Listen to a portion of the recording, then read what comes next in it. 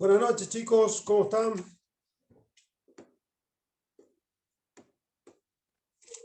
Buenas noches, profe. Buenas noches, profe. Buenas noches, profe. Esperamos 2 minutitos más y empezamos, a ver si llegan más compañeros, si no, ya empezamos nomás.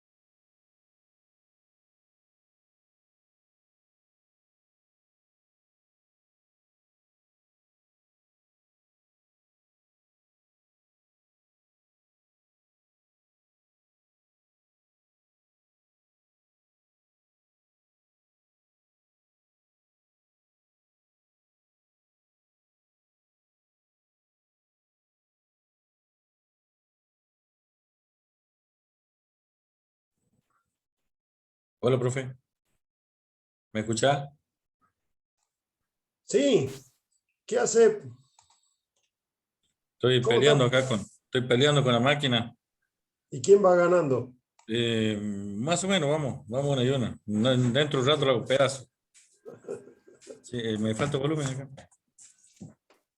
Volumen. ¿Para qué? Y no lo escucha el profe, muy bajito.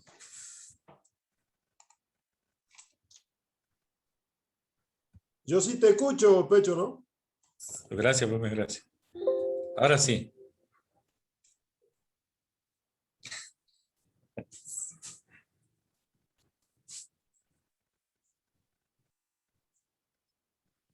Bueno.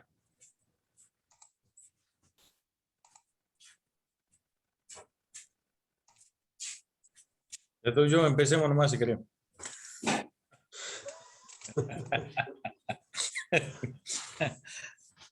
Ya vamos a arrancar, Pecho, ya vamos a arrancar. Ahora te escucho, perfecto. Que estamos peleándonos por la compu con la luz. Y bueno, así Justo la luz pasa. tiene clase también. Sí. Ahora se nota más que nunca las peleas por la computadora, Pecho.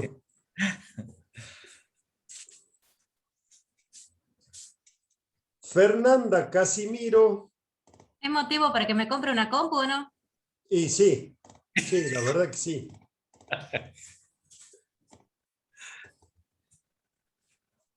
Fernanda Casimiro, Hola, ¿cómo te va? hola, profe. El de ¿Me la escucha? foto es... Sí, sí, sí, te escucho. El de la foto es tu perrito. Sí, ¿quiere que la cambie? No, no, es un guaymarán. No, es un mastín.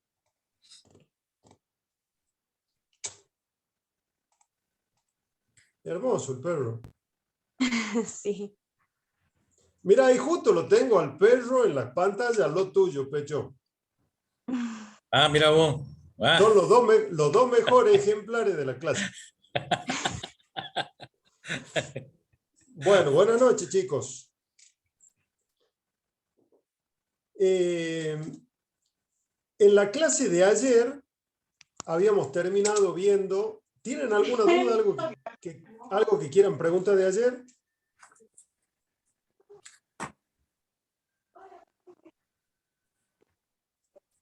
Bueno, nosotros hemos terminado viendo el tema del pago provisorio de impuesto vencido. Habíamos visto el artículo 31 que prevé la situación en la que un contribuyente no ha presentado declaración jurada por uno o más periodos y que le da la posibilidad al fisco de intimarlo a que presente esa declaración o esas declaraciones y que pague el tributo que surja de las mismas, y que si no lo hace en el plazo de 15 días, el fisco se lo puede intimar judicialmente. Ustedes ya van a ver más adelante el juicio de ejecución fiscal, pero en ese juicio de ejecución fiscal, la ley prevé muy pocas defensas para el contribuyente. La ley las enumera en forma taxativa, ya van a ver, pero la posibilidad de defensa es bastante limitada, es muy acotada. Por lo tanto, salvo que el contribuyente tuviera esas defensas que se prevén en la normativa que regula el juicio de ejecución fiscal, lo que generalmente ocurre es que el contribuyente termina obligado a pagar lo que se le está reclamando en el juicio. No nos olvidemos que estamos hablando de un pago que está basado en el tributo determinado en años anteriores. Por lo tanto, ese importe que se está pagando a cuenta de otros periodos, lo normal sería que no coincida con el tributo que corresponde realmente pagar por cada uno de esos periodos. El tributo que correspondería pagar puede ser mayor, puede ser menor, pero difícilmente en dos periodos, yo no lo he visto nunca, de exactamente el mismo impuesto determinado. Por lo tanto, nosotros estamos dentro del gran tema de pago. ¿Qué representaría ese pago provisorio de impuesto vencido? Un pago a cuenta. El contribuyente pagó, pero no quiere decir que con ese pago se haya terminado su obligación de presentar la declaración jurada que corresponde, determinando el saldo que corresponde. Una vez que el contribuyente haga eso, que presente la declaración jurada, ese pago provisorio que realizó va a ser un pago a cuenta que puede computar contra el tributo que en definitiva le corresponda pagar. Y si el contribuyente continúa sin presentar la declaración jurada, por más que ya haya percibido un importe, el fisco le va a iniciar la determinación de oficio. Porque es probable que ese pago que se ha realizado no cubra todo lo que corresponde pagar. Y si en todo caso, al dictarse la resolución determinativa de oficio, el tributo que correspondía pagar es menor que lo que se pagó a cuenta a través de ese pago provisorio, bueno, habrá un saldo a favor del contribuyente, derivado de ese pago a cuenta. ¿Queda claro esto, chicos? Entonces, ¿qué es el pago provisorio? Un pago a cuenta de la obligación que le corresponde al contribuyente. ¿Está claro? Sí, profesor. Bien. Bueno.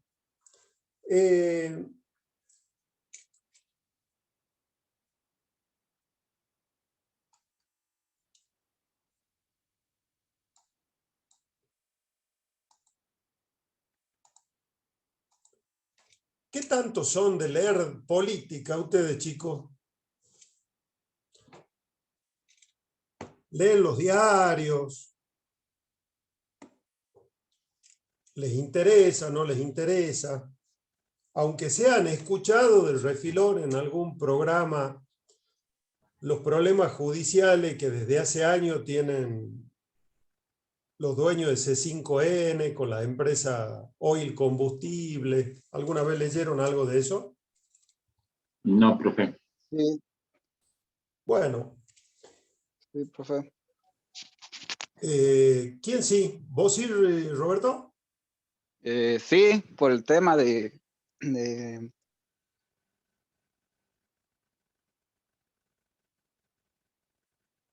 Se me cortó el audio, Roberto. Bueno, vamos a ver el artículo 32,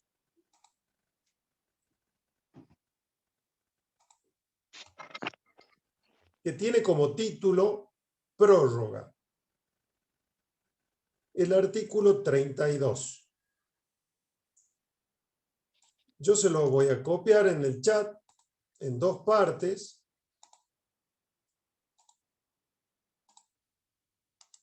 Vamos a ver ahora una primera parte.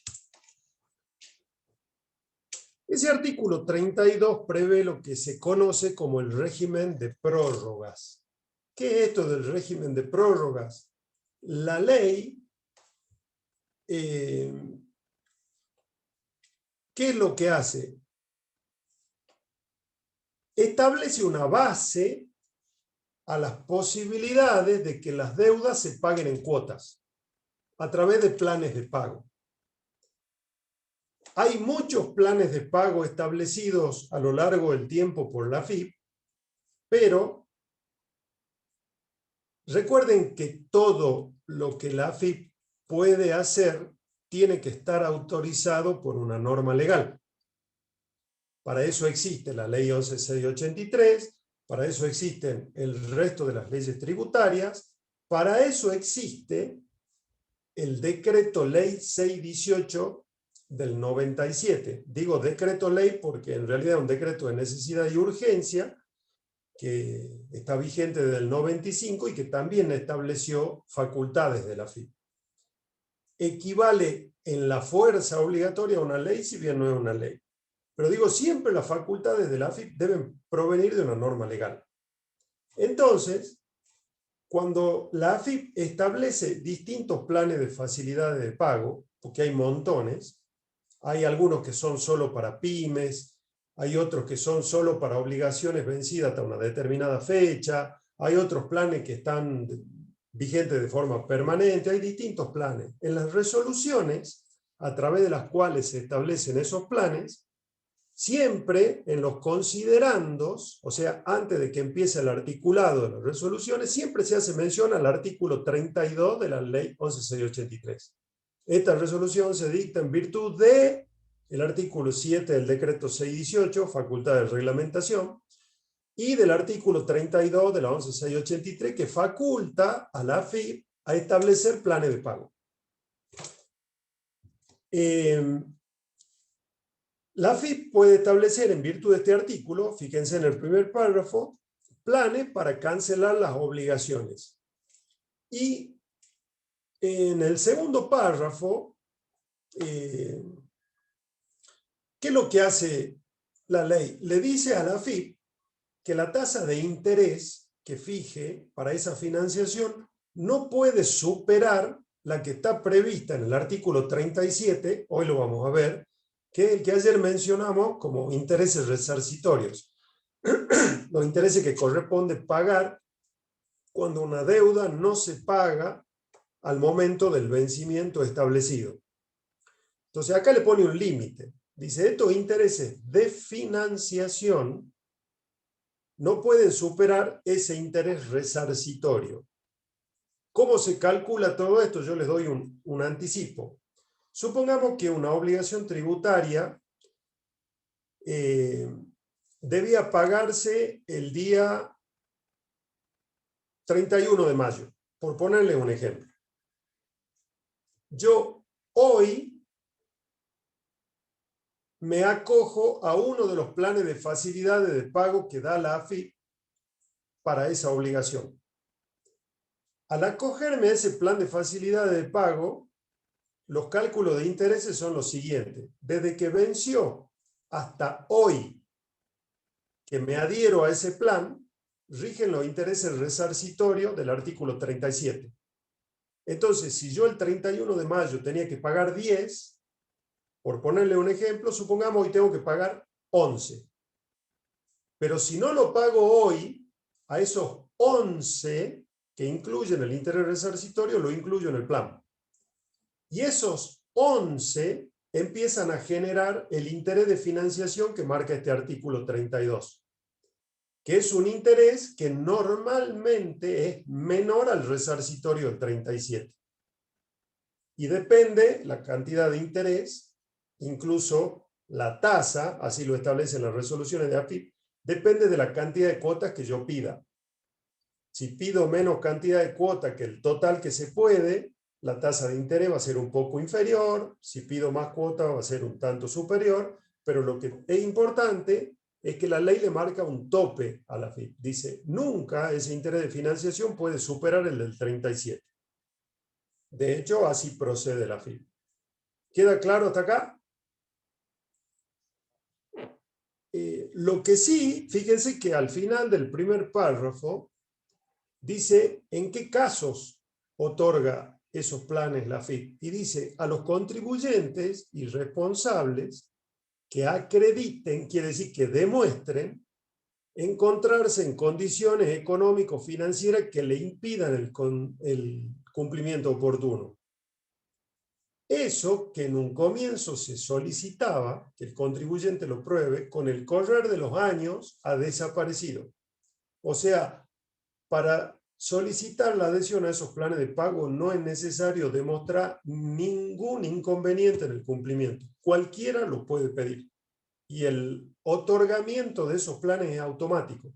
El sistema mismo acepta el acogimiento y por consiguiente la adhesión del contribuyente se genera en forma automática. ¿Cómo se paga? Esos planes prevén, al hacerse a través de un sistema, que uno declare una CBU, ese número de 22 dígitos identificatorio de una cuenta. La AFIP cobra las cuotas de ese plan, generalmente los días 16 de cada mes, debitando automáticamente el importe de la cuenta a la que pertenece la CBU que se declaró. Y cada uno de estos planes también contiene cláusula de qué pasa si el contribuyente no paga el día 16, de qué pasa si no paga 2 o 3 cuotas seguidas, que normalmente producen la caducidad del plan. Ya vamos a hablar dentro de un rato de eso. ¿Queda claro?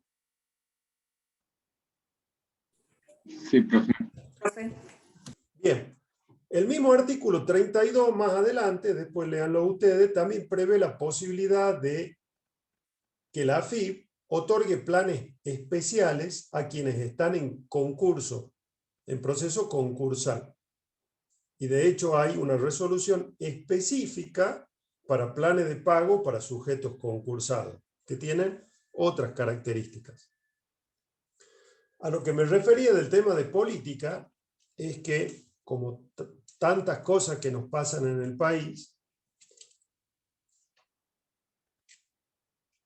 en el momento en que se acusó a los dueños de este canal, que se los acusó penalmente por un impuesto que debían, un impuesto que tiene que ver con la venta de combustibles por su empresa Oil, que ya no es más su empresa, se decía que el gobierno anterior al de Macri le había otorgado planes de facilidades de pago que no le otorgaban a nadie. Y eso en realidad es una mentira total, porque la adhesión es a través de los sistemas de la propia AFIP.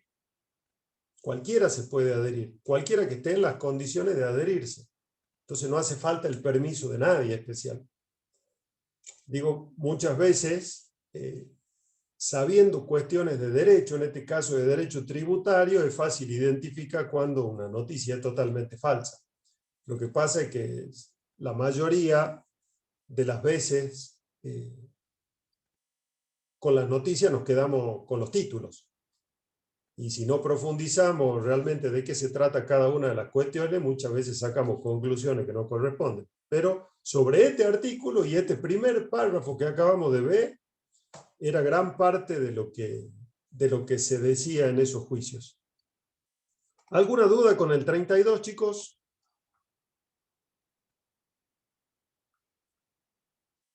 ¿Nada? Bueno, continuamos.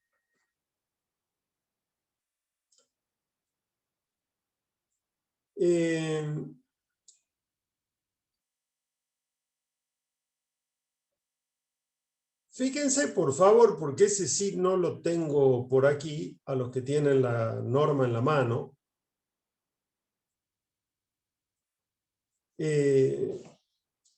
No es el único artículo, pero fíjense en el artículo 129 de la ley. El 129.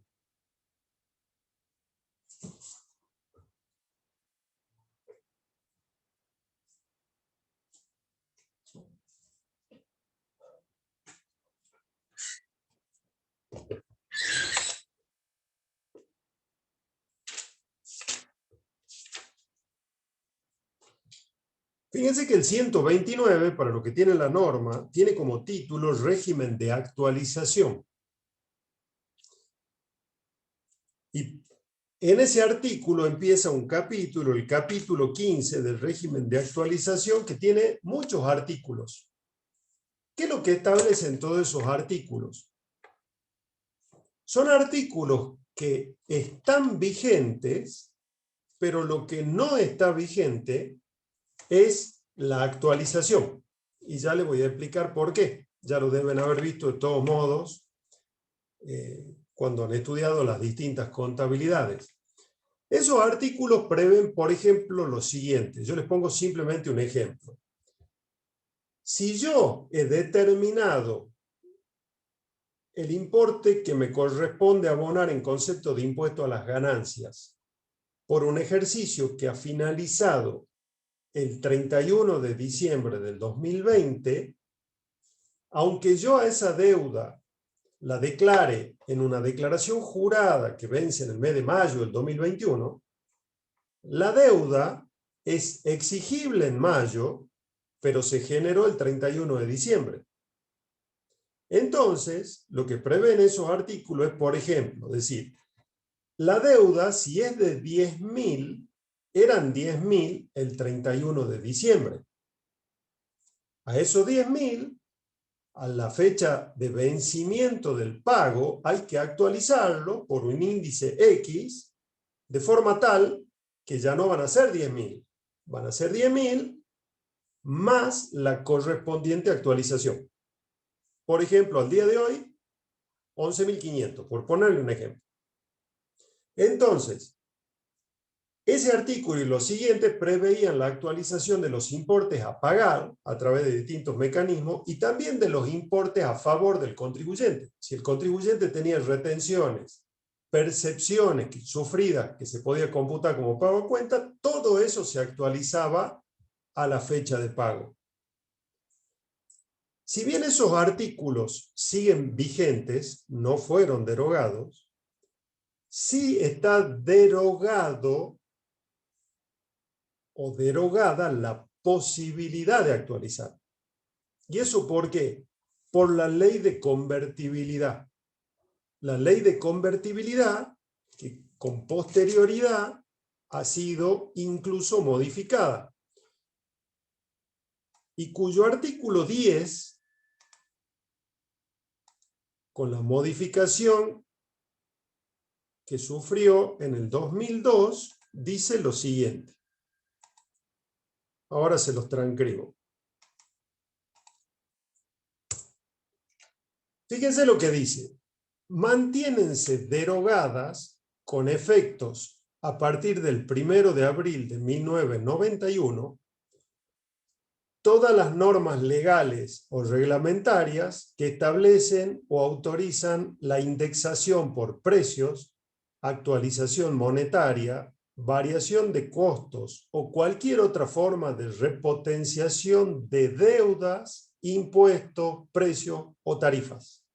Entonces, no es la ley tributaria la que está derogada en cuanto a los artículos que establecen la actualización, sino que hay otra ley que es posterior a esas normas de la ley 11.683, que dijo que los mecanismos de actualización en lo que hace a impuestos no se aplican.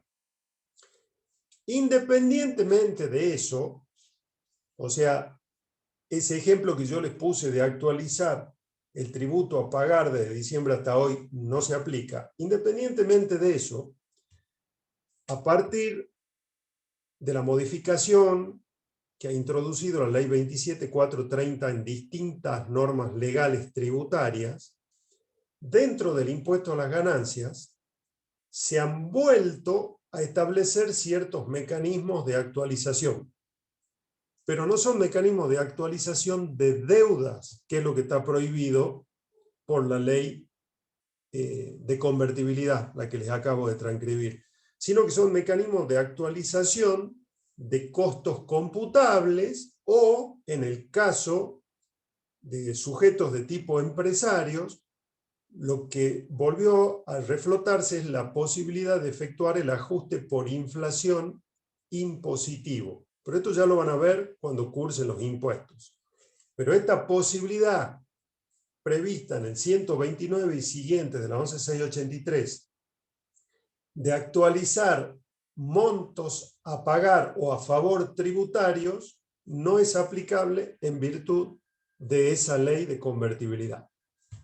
¿Queda claro, chicos? Sí, profe. Bien. Continuamos. Vamos a ver el artículo 27 de la ley. Artículo 27.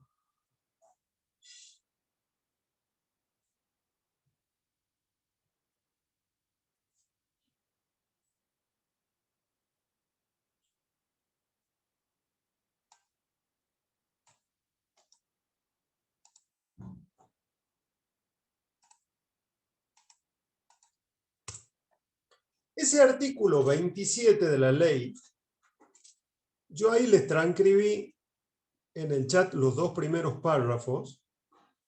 Si ustedes se fijan, del párrafo tercero en adelante prevé mecanismos de actualización.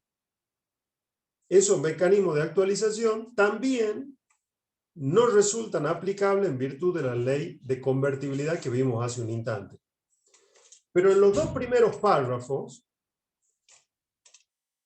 se establece, con este artículo empezamos el análisis de otro de los modos de extinción de la obligación tributaria. Nosotros hemos dicho que de todos los modos de extinción de obligaciones que menciona el Código Civil y Comercial, solo dos de ellos son mencionados en forma específica, expresa en la Ley 11.683.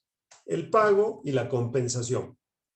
Con este artículo 27 empezamos el análisis de la compensación. Lo que se establece en el primer párrafo del artículo 27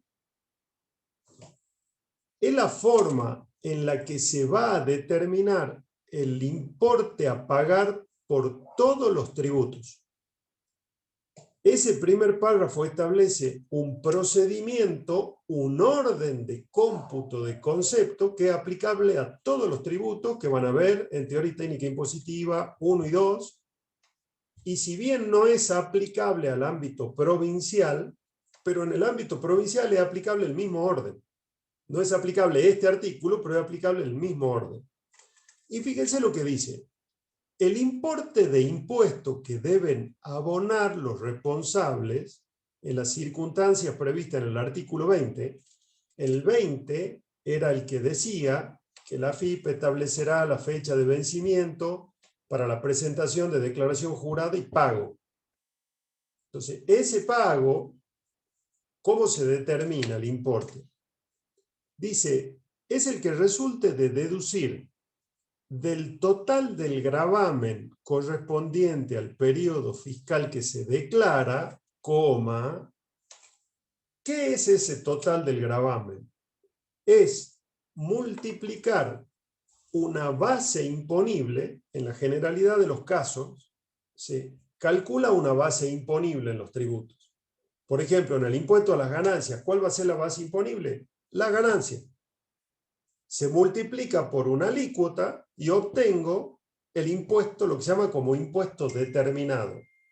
Entonces, lo que ahí dice el total del gravamen es el impuesto determinado. En el impuesto a los bienes personales, ese impuesto determinado, ¿qué va a ser? La sumatoria del valor de todos los bienes que tiene un contribuyente al 31 de diciembre, lo multiplico por la alícuota que corresponde a ese valor, tengo el impuesto determinado. Así con todos los impuestos. Una vez que tengo ese impuesto determinado, ese es el primer componente de una diferencia que voy a tener que hacer. A ese primer componente le voy a ir restando conceptos. ¿Cuáles son esos conceptos? Lo que dice a continuación de la coma, ese primer párrafo. Le descuento las cantidades pagadas a cuenta de ese impuesto. ¿Eso qué es? Como género, pagos a cuenta. ¿Qué pagos a cuenta podemos mencionar como especies dentro del género pago a cuenta? Los anticipos, que ya vamos a ver qué son, anticipos pagados a cuenta del impuesto. El pago provisorio de impuestos vencidos que hemos visto hace rato es otro pago a cuenta. Hay regímenes previstos en distintos impuestos que permiten computar contra un impuesto el importe pagado de otro impuesto. ¿Han escuchado hablar del impuesto al cheque o a los débitos y créditos bancarios? Bueno, eso ya lo van a ver en teoría y técnica impositiva, pero no es exactamente así, pero simplemente se los quiero dar como ejemplo. El impuesto al cheque, a los débitos y créditos, se computa como pago a cuenta del impuesto a las ganancias. ¿Por qué? Porque así lo establece una norma especial. Ya la van a ver el año que viene. Pero ese es un pago a cuenta. ¿Qué más puedo restar de ese impuesto determinado? Las retenciones sufridas por hechos imponibles cuya denuncia se incluye en la misma declaración.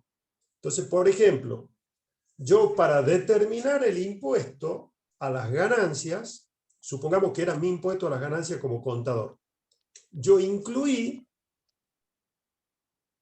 todos los honorarios que cobre en el año. Ahí lo tengo en la base imponible. Multiplico por la alícuota, me da el impuesto.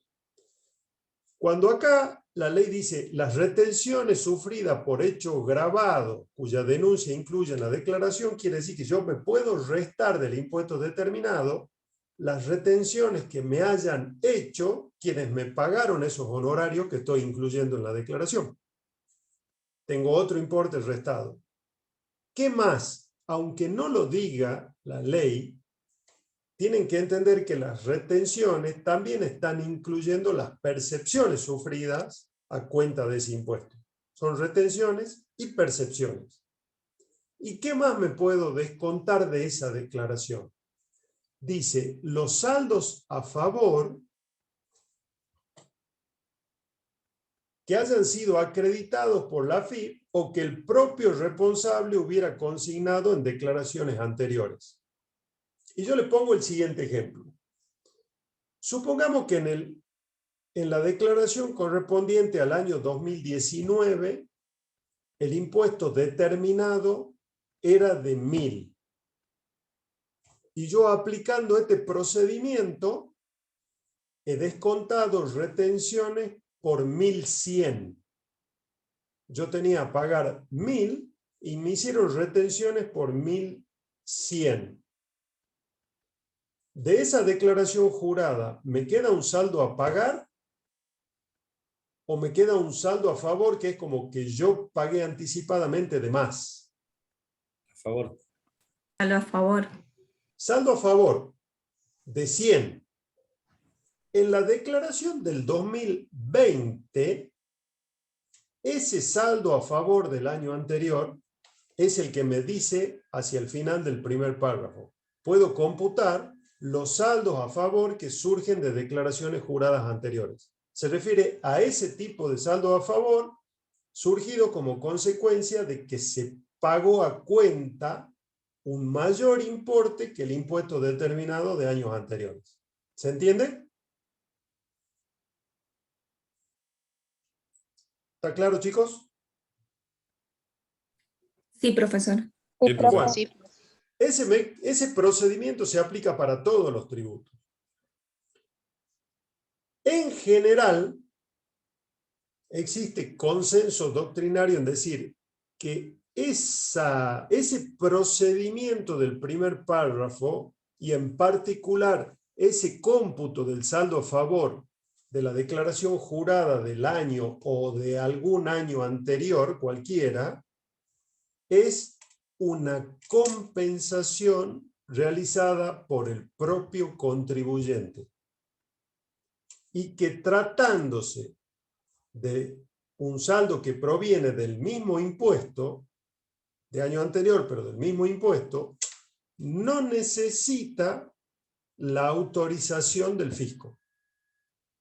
La puede realizar el contribuyente en la propia declaración a esa compensación y no necesita que el fisco lo apruebe o le dé el visto bueno. Se la llama compensación automática.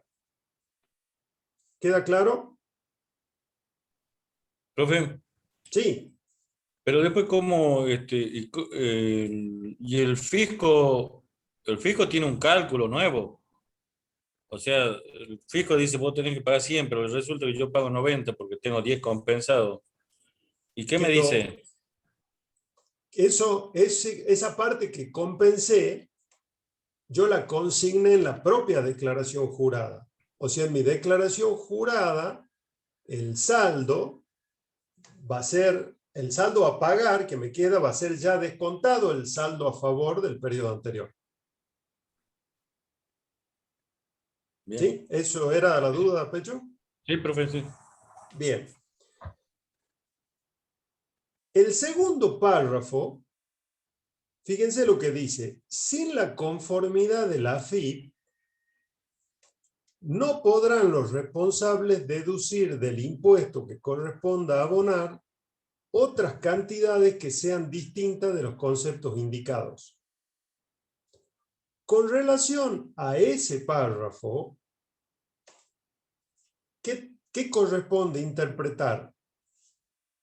Que si más allá de los pagos a cuenta, de las retenciones, de las percepciones, del saldo a favor del mismo impuesto del año anterior, yo quiero compensar con un saldo a favor, pero que proviene de otro impuesto, no del mismo que estoy liquidando, ahí sí tengo que pedirle una autorización a la AFIP.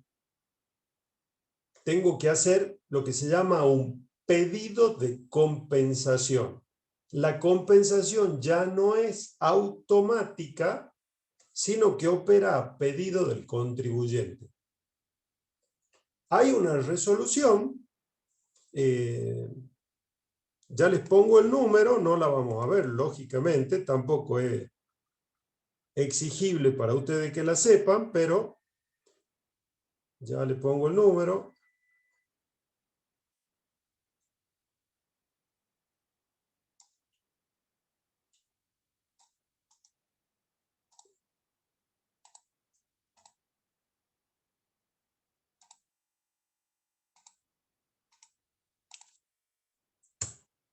Esa resolución, que es del año 2004, ha sufrido modificaciones, pero es el mismo número de resolución, indica exactamente cómo hay que hacer para pedirle al fisco una compensación. Esa resolución dice qué saldos se pueden compensar, de dónde tienen que surgir esos saldos, cuál es el procedimiento de pedido, y yo se los comento simplemente. Ese pedido se hace a través de la página de AFIP. uno entrando en la página de AFIP, en una de los tantos servicios que se llama Sistema de Cuentas Tributarias, hay una entrada. Yo acá le voy a describir los pasos simplemente. Una vez que estoy en el sistema de cuentas tributarias, entro en otra parte que se llama transacciones. Dentro de transacciones hay una parte que está referida específicamente a compensaciones. Hoy en día y desde hace no mucho tiempo, unos cuantos meses, ha cambiado la configuración de ese acceso, de esa parte. Entonces ahora cuando uno entra en compensaciones, ¿qué aparece? Aparecen todos los saldos a favor del contribuyente, que pueden provenir de distintas declaraciones de distintos periodos. Y si el contribuyente no los tiene, no va a aparecer, lógicamente. Pero ahí aparecen los saldos a favor. Entonces, yo tengo que elegir cuál de esos saldos a favor quiero computar. Cliqueo ese saldo a favor y a continuación se abre una pantalla donde me muestra todas las deudas que tengo contra las que puedo compensar ese saldo a favor. Y la elijo. Una vez que la elijo la deuda, el sistema me pide que yo indique qué monto quiero compensar. Porque puede ser que yo tenga a favor 100 de un tributo, que de otro deba 150, pero que yo no quiera usar los 100, solamente quiero compensar 2 pesos. Por eso el sistema me pide cuánto quiero compensar de los 100. Si yo quiero compensar 2 y pongo 2, continúo con el trámite, el sistema me deja imprimir un certificado que es el pedido de compensación, y después de todo eso, ¿qué va a figurar en el sistema? Por esa deuda que era de 150, yo compensé 2, me va a figurar como saldo 148. Y del saldo a favor que tenía de este otro impuesto, que era de 100, y que utilicé 2, me va a figurar como nuevo saldo a favor de 98, para la próxima vez que yo lo quiera utilizar. Entonces, digamos, la forma generalizada de pedir esa compensación es a través del sistema de cuentas tributarias. Más o menos se entendió el procedimiento, tampoco es algo que se lo vamos a preguntar, es simplemente para que lo sepan. ¿Quedó claro? Sí, profe. Sí, profe. Sí, profesor. Bien. En el artículo 28, ¿qué se hace? La ley, ahora les transcribo, váyanlo buscando lo que tienen la norma a mano.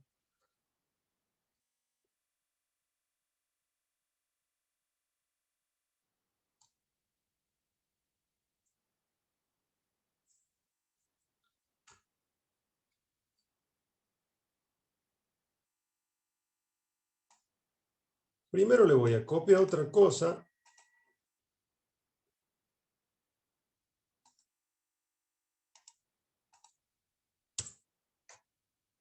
Ustedes han visto que en el artículo 27, ya vamos a ver en el 28, habla de compensación. Pero la ley no define qué es compensar.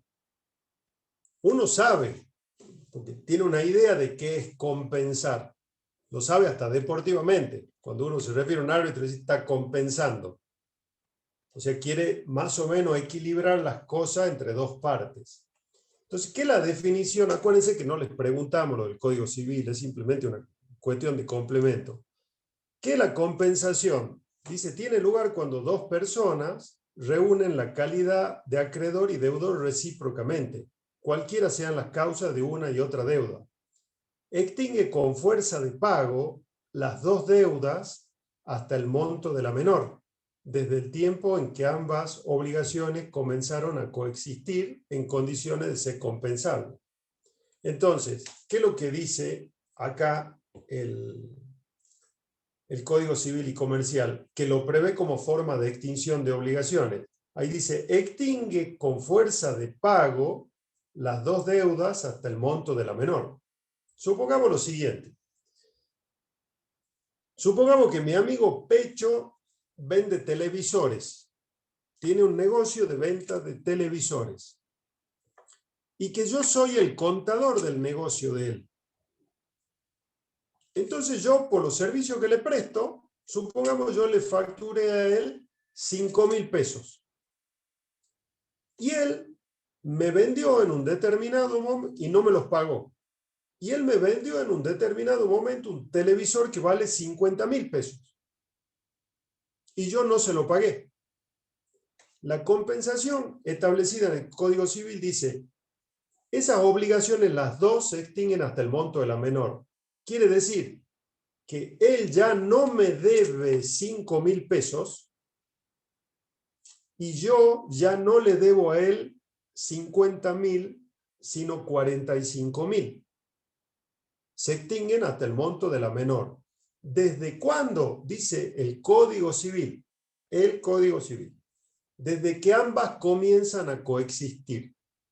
Entonces, si yo le presté el servicio a él, supongamos que fue el 31 de mayo, y el televisor yo se lo compré el 2 de junio, ayer, el 2 de junio se produjo esa compensación de los 5.000 pesos. Eso es desde el punto de vista del Código Civil y Comercial.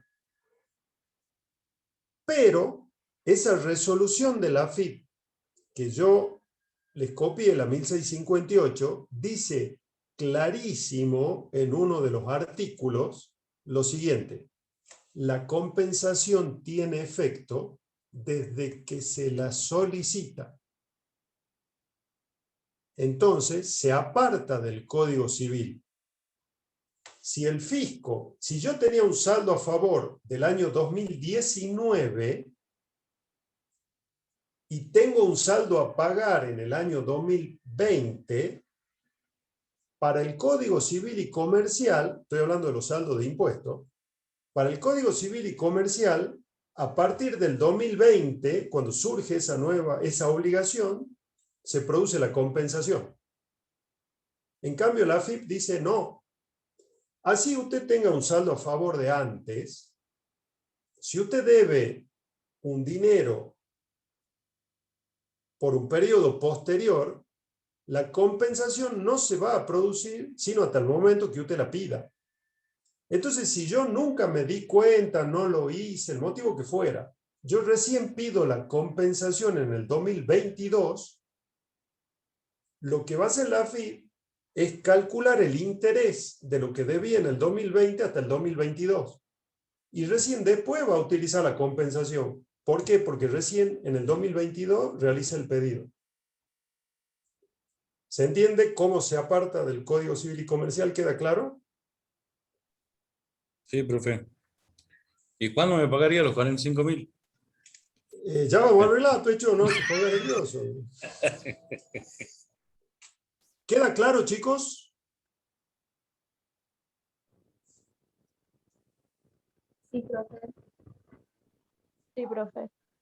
Y ahora yo le hago una pregunta a ustedes que son estudiantes de Derecho Tributario, que han visto la parte constitucional, la pirámide jurídica y todas esas cosas. ¿Qué les parece a ustedes que por una resolución general se altere un medio extintivo y una forma de extinción de obligaciones prevista en una ley que es el Código Civil?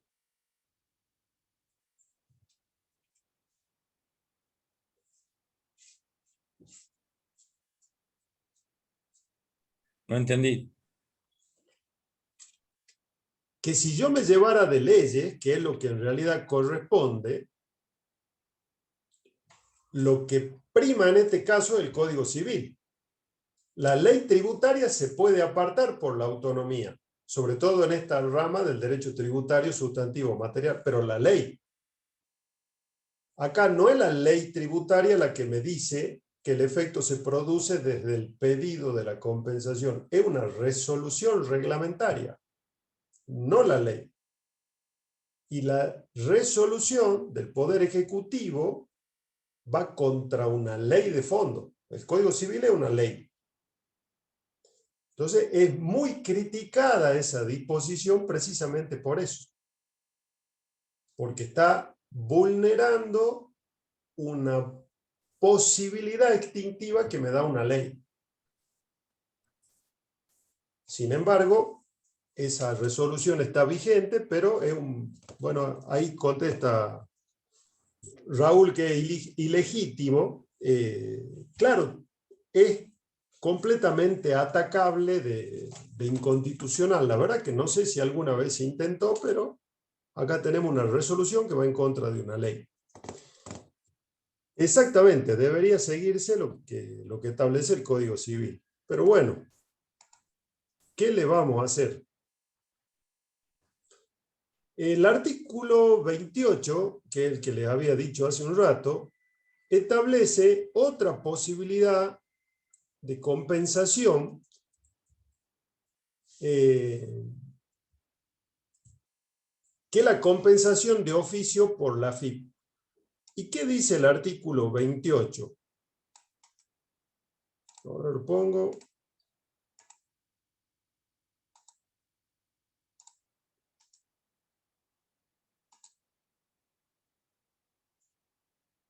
Dice Roberto, en este país no tenemos seguridad jurídica. No, Roberto, es impresión tuya. Es impresión. Lo que pasa, Roberto, es que estamos recontra acostumbrados a vivir con situaciones así. No quiere decir que esté bien, pero es tan común ya que por ahí deja de sorprender. Le cuento una cuestión, si se quiere, doméstica de mi casa.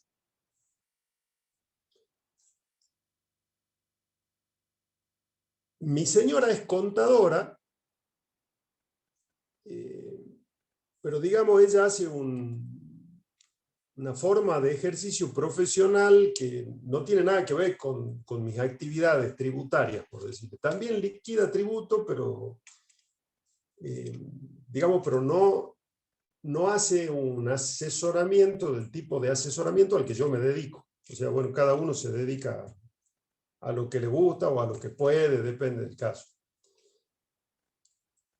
Y muchas veces yo me pongo a renegar con cosas como esta, que uno, digamos, es como que a uno le dieran cachetada todos los días, y mientras uno más entiende del tema, más bronca le da. Uno se pone peor, porque por ahí cuando uno no se entera, no sabe, no entiende, es como que no advierte no advierte la violación permanente de juridicidad que hay en un montón de cosas. Entonces, mientras uno más conoce de un tema y ve las cosas que pasan, da ganas de meterse la cabeza contra una pared. Entonces, muchas veces me escuchan en la casa renegar porque escucho una noticia o veo algo relacionado con esto y uno dice, no puede ser. Por lo que dice Roberto, no tenemos seguridad jurídica. Se nota por todos lados. Y mientras más uno estudia derecho, más se nota eso, Roberto. Por eso te digo que vivimos lamentablemente mal acostumbrados porque no se hacen, desgraciadamente, la cantidad de planteos judiciales que deberían hacerse desde el punto de vista tributario. Porque muchas veces los clientes no tienen ganas de pelear, no tienen ganas de pagar abogado, no tienen ganas digamos, entre comillas, de estar perdiendo el tiempo con algo que no sabe cuántos años va a llevar, cuánto le va a terminar costando. Entonces es una lucha bastante frecuente que tenemos con los clientes, de tener temas que son para discutir, pero que los clientes no quieren discutir. Porque muchas veces también piensan, y con cierto sentido, decir, no me la quiero poner en contra a la FIP, no quiero tener más problemas.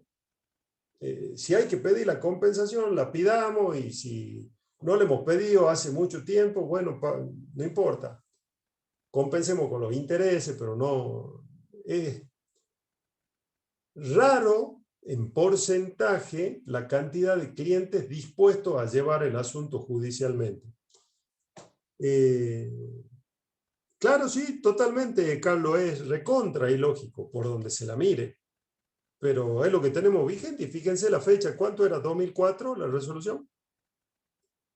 Creo que era 2004, bueno, no la tengo ahora a la vista. Sí, 2004, profe. Y esa resolución 16. reemplaza otra anterior que era más vieja, o sea, esto viene hace una pila de años. Ya voy a preguntar si es que me acuerdo, a ver si alguien llevó ese planteo a la justicia, que yo sepa no. Pero bueno, es lo que nos toca. Ese artículo 28 le da la posibilidad ya no de que el contribuyente pida una compensación, sino que lo haga el propio fisco. Que lo haga el propio fisco. Si el fisco detecta, bueno, ahora con su sistema es sencillísimo, que hay un saldo a favor del contribuyente y después tiene un saldo a pagar, que el contribuyente haga las compensaciones de oficio. Muchas veces pasa, cuando uno analiza digamos, ese sistema de cuenta tributaria, analiza el saldo de un impuesto, y muchas veces uno tiene una idea, no sé, les pongo el siguiente ejemplo. Uno dice, estoy debiendo la declaración de IVA del mes de diciembre, que era de 1.000. Yo me acuerdo que era de 1.000, así redondo. Y cuando me voy a fijar, en el sistema de cuenta tributaria me aparece el saldo 950. Qué raro, y yo sé que era 1.000. Voy a descomponer el saldo porque, digamos, el sistema da un detalle de cómo se componen los saldos, de dónde surge, y aparece compensación de tal fecha de 50. Y muchas veces uno dice, ¿y esta compensación quién la hizo si yo no la hice al pedido? A ese procedimiento que les avisaba hace rato. Y uno hace clic en esa compensación, sale la posibilidad de imprimir ese certificado que yo les dije hace rato, y está la compensación hecha, pero cuando uno se fija la hora, porque sale de día y hora de compensación, todas las compensaciones que hace de oficio la AFIP tienen como hora las 0 horas del día, o algún tiempo muy cercano a las 0 horas, las 0 y 2 minutos, las 0 y 3 minutos. Se ve que el sistema de AFIP, de alguna forma, en determinada circunstancia, hace esa compensación de oficio y la hacen los sistemas a esa hora. Ahí es donde uno detecta esas compensaciones de oficio. Las puede hacer la AFIP. ¿Se puede oponer el contribuyente a esa compensación hecha por la AFIP? Diciendo, por ejemplo, no, yo no quería compensar, yo lo iba a pagar por aparte. No se puede oponer. La única forma en la que se puede oponer a la compensación hecha por la AFIP es que la AFIP haya compensado un saldo a favor con una deuda de uno que ya esté prescripta. ¿Por qué? Porque la AFIP no hubiera podido cobrarla esa deuda. Ahí sí. Pero de otro modo, el contribuyente no tiene un sustento legal para oponerse a esa compensación de oficio. ¿Por qué? Porque la ley misma le está dando la posibilidad a la AFIP. ¿Queda claro? Sí, profe. Bien. Continuamos.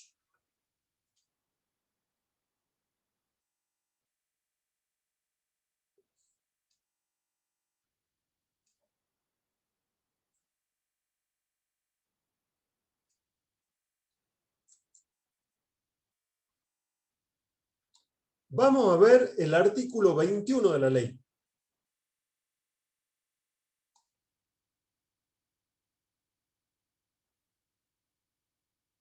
Artículo 21 de la ley.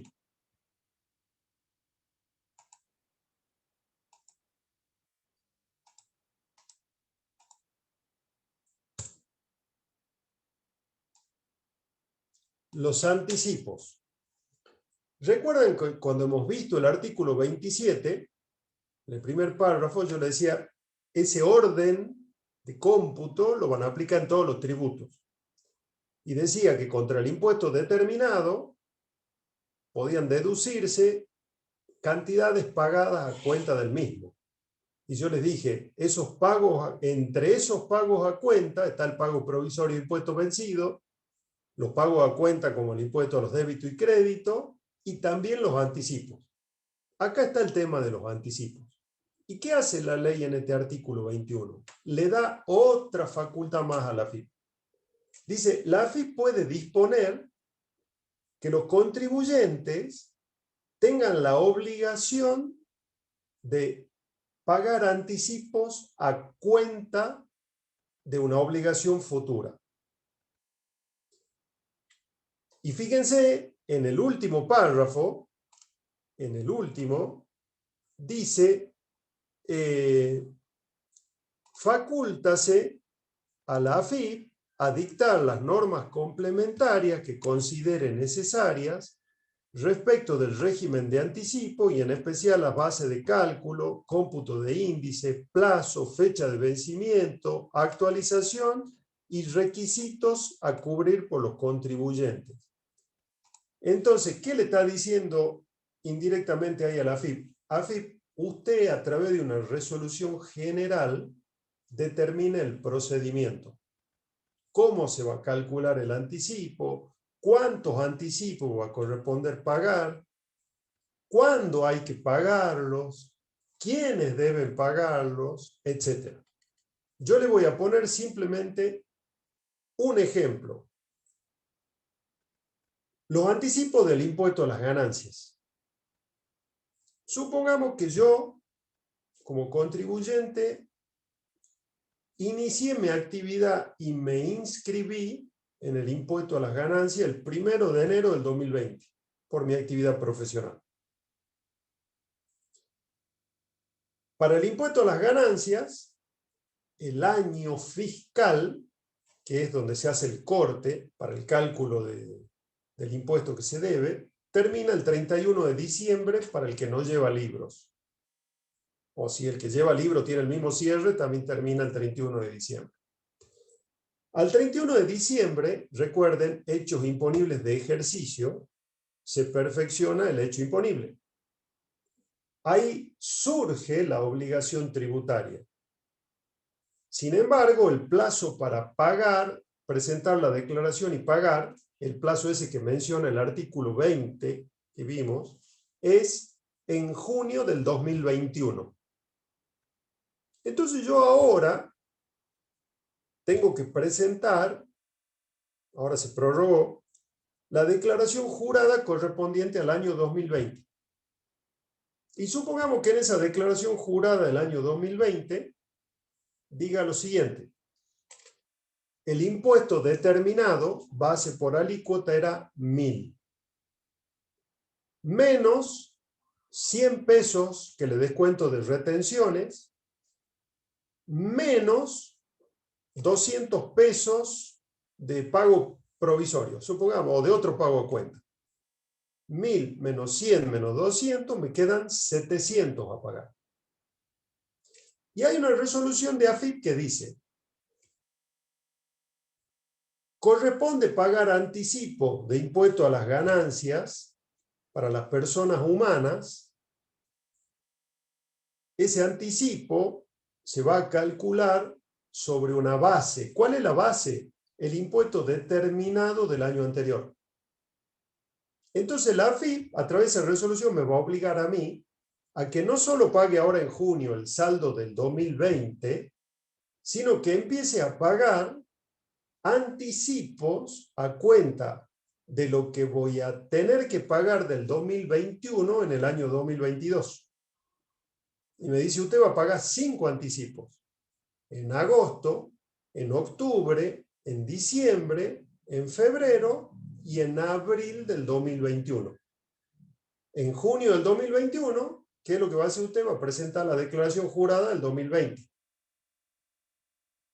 ¿Sí? ¿Se entiende?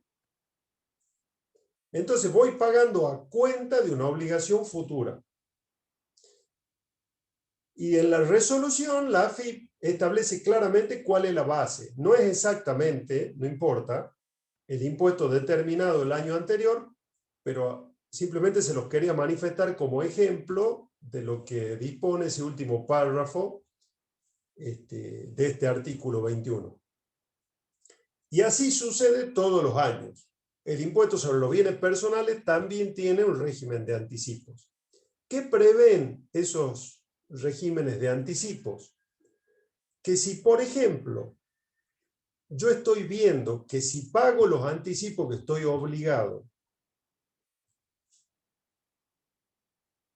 voy a tener un saldo a favor el año que viene, al determinar la obligación del año, en el año siguiente, puedo pedir a la AFIP reducción del anticipo que me correspondía. ¿Y por qué puedo pedir reducción? Y por muchos motivos. Por ejemplo, yo durante el 2020 trabajé como contador. Presento la declaración jurada ahora, me da un tributo a pagar y tengo que empezar a pagar anticipos. Y supongamos que decidí dedicarme a la pintura. Digo, me cansé de ser contador.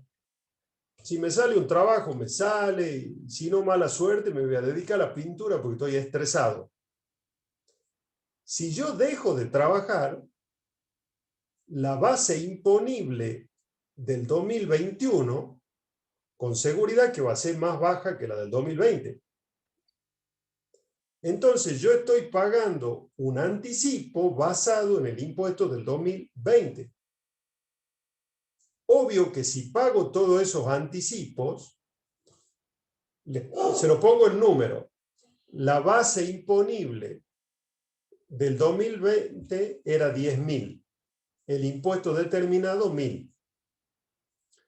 Si yo a ese impuesto determinado de 1.000 lo divido entre 5 para pagar los anticipos a cuenta del año siguiente, pago 5 anticipos de 200 pesos.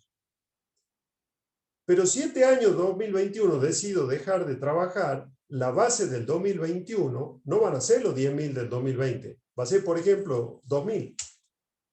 Entonces, si yo pago todos los anticipos que estaría obligado a pagar, seguro que la cantidad de anticipo me va a superar el impuesto final. Entonces yo le hago un pedido a la AFIP de pagar menos anticipo. La AFIP lo acepta inmediatamente. Pero ¿qué tengo que saber? Esto para que lo sepan. Si yo he pedido reducción de anticipo porque soy un vivo bárbaro y no quería ir pagando los anticipos, la AFIP, cuando yo en definitiva determine esta obligación del 2021, y supongamos que la obligación sea de 3.000 pesos, me va a decir, vos me mentiste cuando pediste la reducción de anticipo, porque me dijiste que el impuesto que iba a deber era menor que el del año anterior y resulta que termina siendo mayor. Entonces ahora no me debes la diferencia de anticipo, pero me debes todos los intereses por no haberme pagado los anticipos que correspondía que pagues. Y me lo debes desde el momento que venció cada anticipo hasta hoy. O sea, tiene sus consecuencias pedir una reducción que no corresponde. Pero puedo pedirla. ¿Queda más o menos claro el procedimiento? Sí, profe. Bien. Continuamos.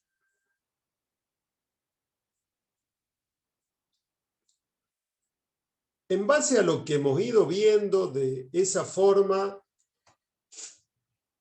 de determinar el saldo a pagar, ese procedimiento del primer párrafo del artículo 27, ¿qué hemos dicho? Los anticipos son pagos a cuenta. Pero siempre se había discutido, hace mucho tiempo en realidad, ¿cuál era la naturaleza jurídica del anticipo? Es decir, ¿qué es el anticipo? Y la propia Corte de Justicia estableció que el anticipo es tributo, es un tributo anticipado, tiene naturaleza tributaria. Pero ¿qué más dijo la Corte? Y tengan en cuenta esto. Son obligaciones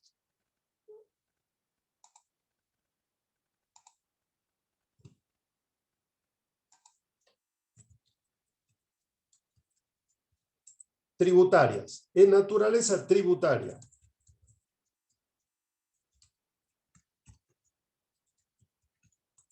Son obligaciones de cumplimiento independiente. Ya vamos a ver a qué se refiere eso.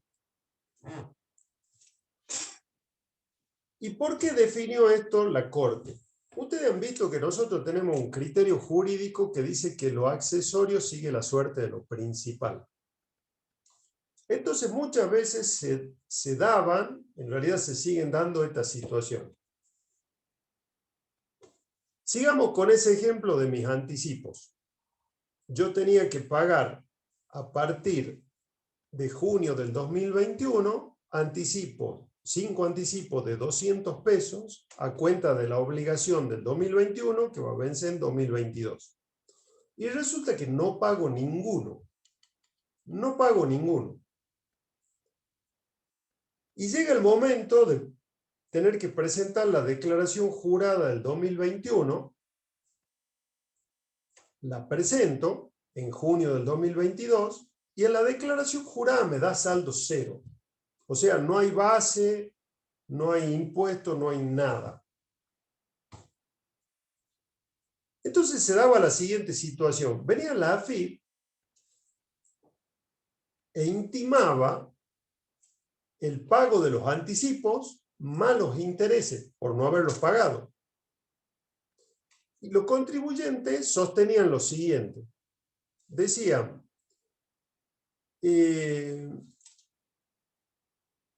si no hay obligación final, no corresponde que me intimen el pago de anticipos contra esa obligación si esa obligación no existe. Si lo accesorio sigue la suerte de lo principal, si no hay una obligación final, todos los anticipos que yo no pagué ya no me los pueden pedir. No existe obligación principal. ¿Me siguen la idea hasta ahí?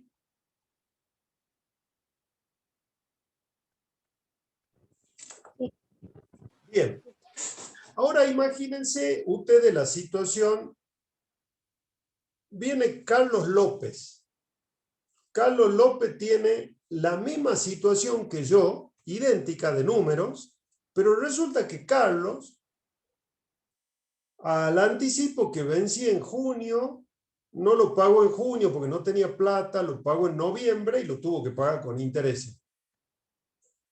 Al anticipo que vencía en agosto, no tenía plata, lo terminó pagando en enero del 2022 con intereses.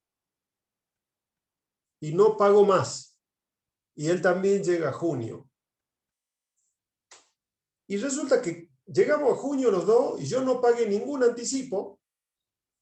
La obligación definitiva me da cero, la AFIP me intima los anticipos con los intereses. Yo le digo, no, si la obligación definitiva me da cero, no tengo contra qué restar los anticipos, los accesorios sigue la suerte, lo principal, no te debo anticipo. Y si no te debo anticipo, el accesorio del anticipo, que es el interés, tampoco te lo debo.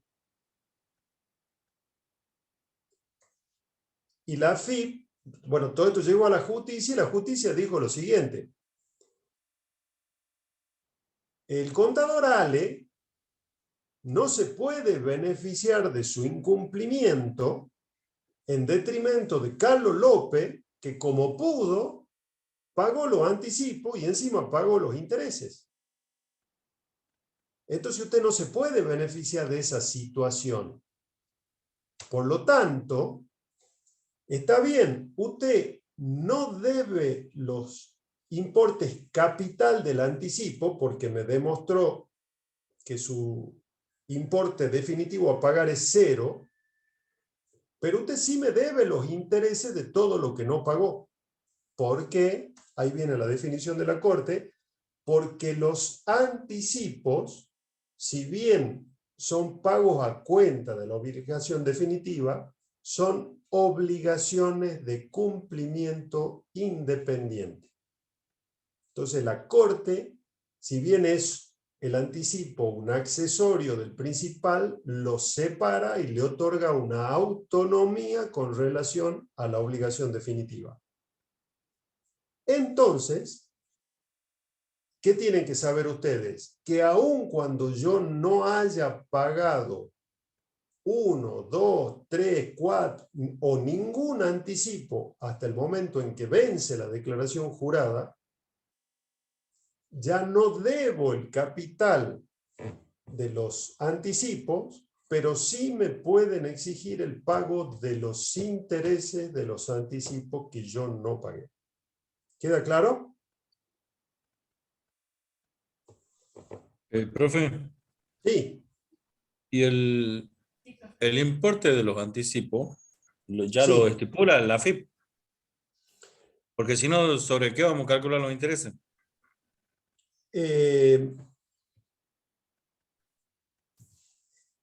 Acá hay dos situaciones. Como las resoluciones establecen la forma de cálculo de los anticipos, yo como contribuyente la puedo determinar. Yo la sé a la cantidad. El fisco, como tiene los mismos datos que yo, porque el anticipo surge de los datos de la declaración anterior, en base a eso se calcula, la AFIP tiene los mismos datos, porque yo ya presenté la declaración.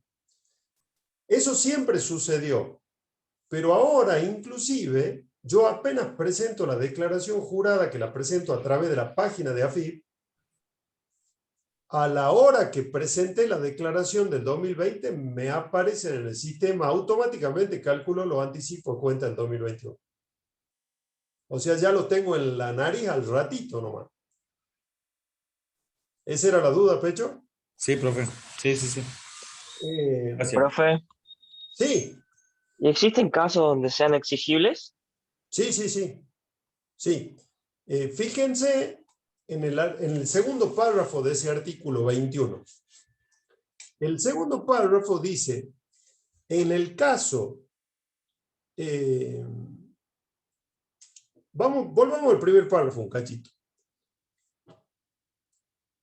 La ley le pone un límite temporal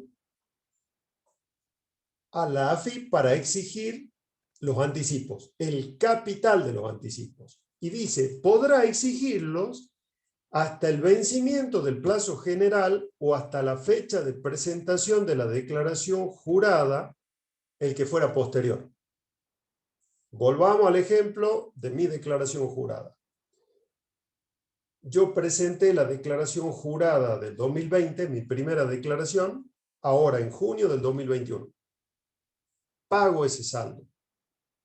Ahí se me generan el importe de los anticipos que tengo que pagar a cuenta del 2021. Ese importe de la declaración jurada del 2021, en definitiva, lo voy a determinar en junio del 2022. Ahí vence la declaración jurada del 2021.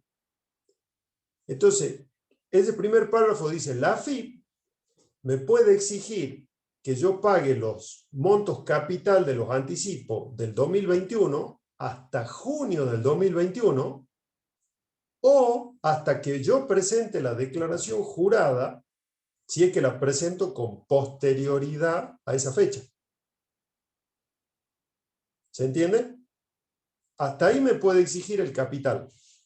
Ahora, si yo presento la declaración jurada, sea en junio del 2022 o sea después, no pagué ningún anticipo nunca a cuenta del 2021, ya no me puede exigir la AFIP que pague el monto capital de los anticipos a partir de junio del 2022, si es que la presenté ahí a la declaración, pero sí me puede exigir que pague los intereses de los anticipos que no pagué, calculados desde la fecha de vencimiento del anticipo hasta la fecha de esa presentación de la declaración jurada. ¿Queda claro?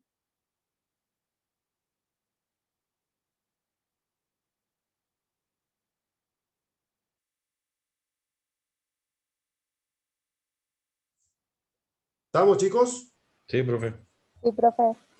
Bien. En el segundo párrafo lo que le da a la AFIP es la posibilidad, como en realidad, como en cualquier otra deuda, de que si no se pagan los anticipos, me pueden iniciar un juicio de ejecución fiscal. Ahí un poco te contesto la... No llego a ver tu nombre, Franco, Francisco, Franco. Franco.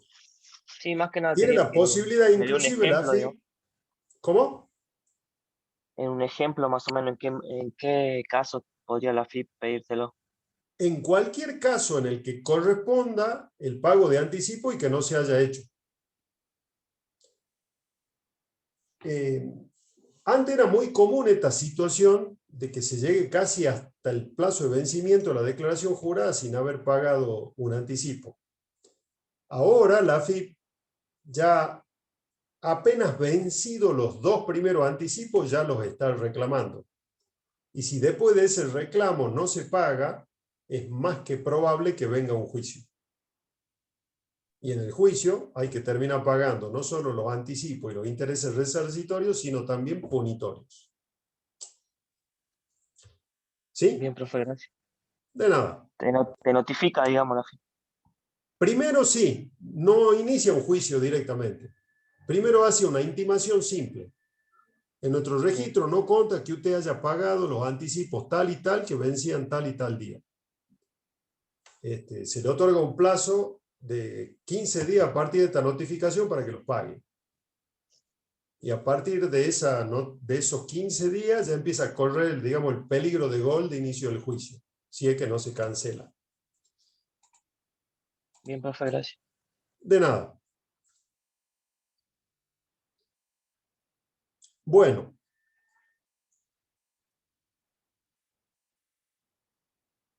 A ver, ¿con qué más les puedo complicar la vida?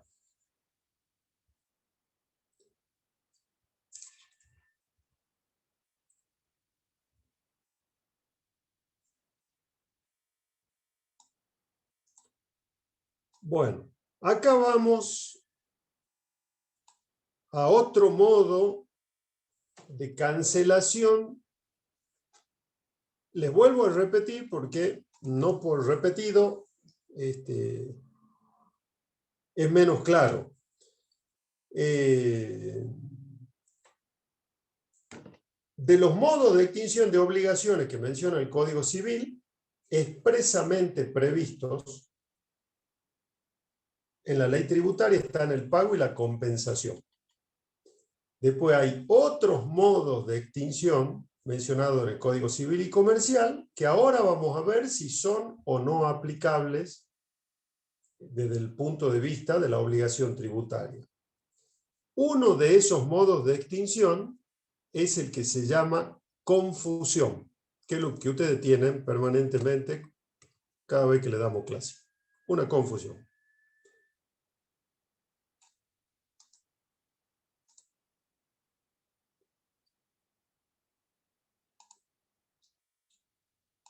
Como no está establecida esta forma, este modo de extinción de obligación en la ley 11.683, ahí tienen 2 artículos del Código Civil y Comercial que les reitero, no es necesario que se los conozcan. ¿Qué dice el Código Civil y Comercial? Que la obligación se extingue por confusión cuando las calidades de acreedor y de deudor se reúnen en una misma persona y en un mismo patrimonio. Esta situación se da, pero es excepcional en el ámbito tributario y el ejemplo que usualmente se da es el siguiente. Supongamos que un sujeto tiene una empresa unipersonal, tiene un corralón. Y resulta que de las declaraciones juradas del corralón surge que este contribuyente tiene un saldo a favor de lo que veníamos hablando. Pongamos en ganancias. Tenía más retenciones sufridas que lo que tenía que pagar. Entonces tenía un saldo a favor. Un saldo a favor de 100. ¿Qué implica ese saldo a favor? ¿Quién le debe a quién? El fisco le debe al Contribuyente. El fisco le debe al contribuyente. Esa es una situación por la cual el contribuyente podría pedir que el fisco le devuelva plata, en lugar de compensarla contra obligaciones futuras. Y supongamos que el dueño del corralón fallece y que no tiene herederos. ¿A quién pasa ese patrimonio, inclusive el del corralón? ¿Estado? Al Estado. Al Estado. Es lo que se llama como herencia vacante. Entonces, de repente, el Estado, que es dueño de ese patrimonio, es deudor y acreedor dentro del mismo patrimonio. Entonces, no hay muchos casos en los que se dé esta situación, pero en el caso de la herencia vacante se da. Y en ese caso, la obligación se extingue, fíjense el 932 del Código Civil y Comercial que le puse ahí, en proporción a la parte de la deuda por la que se... Es parecido a la compensación, solo que sería una compensación entre una sola persona que reúne las dos características. ¿Queda claro? Sí, profe. Sí, profe. Bien. Algunos decían, pero no es correcto, que también había confusión en el siguiente ejemplo. Decían, viene el Estado y, por ejemplo, compra un inmueble. Y resulta que por ese inmueble que compra había deuda tributaria, no importa cuál, deuda tributaria que había que pagarle al mismo Estado. Entonces, en ese caso, ¿qué es lo que dijo la jurisprudencia? No, acá no hay confusión, no se reúne la calidad de deudor y acreedor en la misma persona, porque esa deuda tributaria por el inmueble no es del inmueble. Recuerden que una de las características de la obligación tributaria es que es una obligación de tipo personal. El deudor es una persona que ha configurado el hecho imponible. La deuda no es del inmueble, es de quien era titular del inmueble. Entonces, en ese caso no se produce confusión. En el de la herencia vacante que les dije, sí. ¿Sí? Porque ahí hay una confusión total. Bueno, vamos a ver otra forma. Fíjense, por favor, en el artículo 113,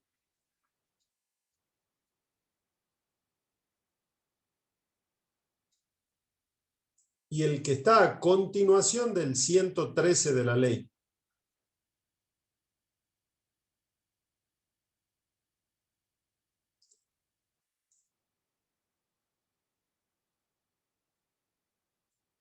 Ahora se los copio el 113. Primero.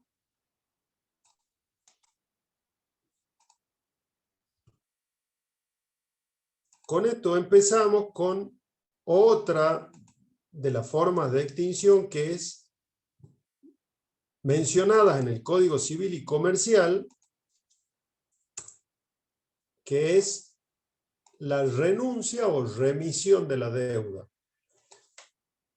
Renunciar a la deuda o remitir deuda es un término similar, es sinónimo de condonar deuda. Es más común el término condonación de deuda que el de remisión de deuda.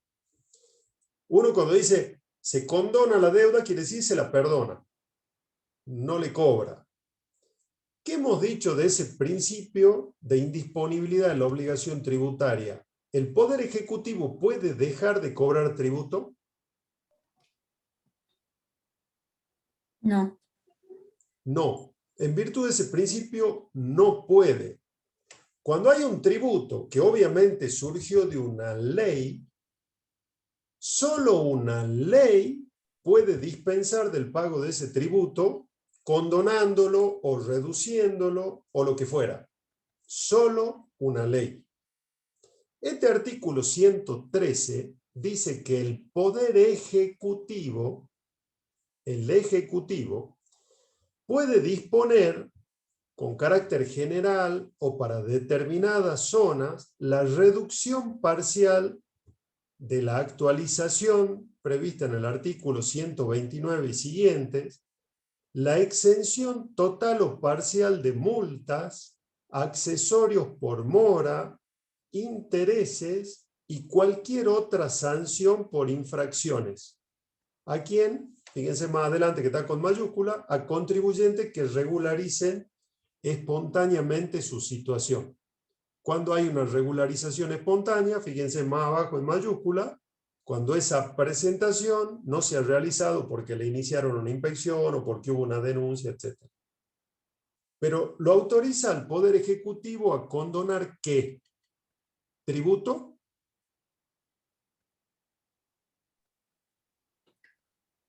Accesorios serían.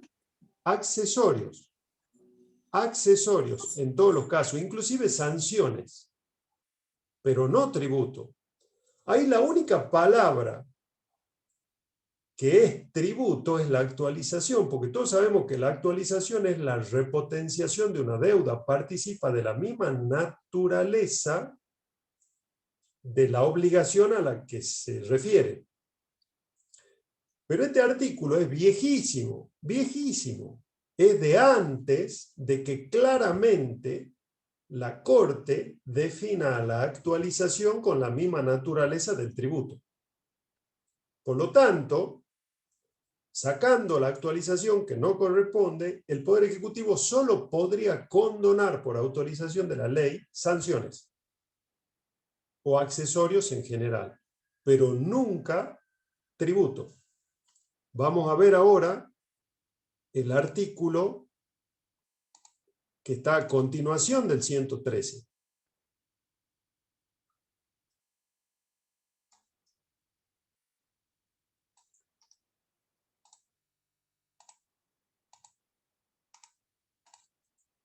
Ese artículo dice, con excepción de lo indicado en el primer párrafo del artículo precedente, el Poder Ejecutivo no podrá establecer regímenes de regularización de deudas que impliquen la exhibición total o parcial del capital, intereses, multas y cualquier otra sanción por infracciones. Entonces, ¿qué es lo que está diciendo? Que solo podrá ser por ley. ¿Cuándo sí va a poder condonar sanción el Ejecutivo? Cuando sea un régimen de presentación espontánea. Ahí sí lo puede establecer el Ejecutivo. Y sanciones solamente. Si no es por presentación espontánea, el Poder Ejecutivo no puede condonar ni siquiera las sanciones. Ni siquiera las sanciones. Entonces, tenemos que para condonar capital, o sea, tributo, hace falta una ley. Que son lo que normalmente son las leyes de presentación espontánea, las leyes de blanqueo, como se les quiera llamar. Siempre una ley. El Ejecutivo solo podría condonar sanciones en la medida de que sean regímenes de presentación espontánea, no iniciados a raíz de una inspección, etc. ¿Queda claro?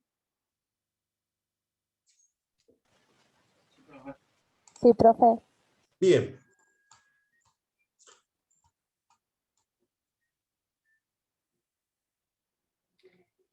En virtud de